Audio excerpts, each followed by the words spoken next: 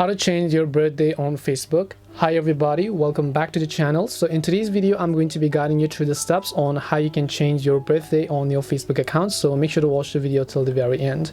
Now first of all, what you want to do is you want to go ahead and open the Facebook app. Then once you open the Facebook app, you're going to just see this kind of interface where you have to tap the three lines icon from the top right hand side of the screen. Once you tap the three lines icon from the top right, scroll down and then just go to settings and privacy. Then you want to go to settings again. Once you go to settings, at the very top you can see more in account center button. Just tap on the see more in account center button over here, and then as you do that, right over here you're going to find the option that says personal details. So just tap the personal details option.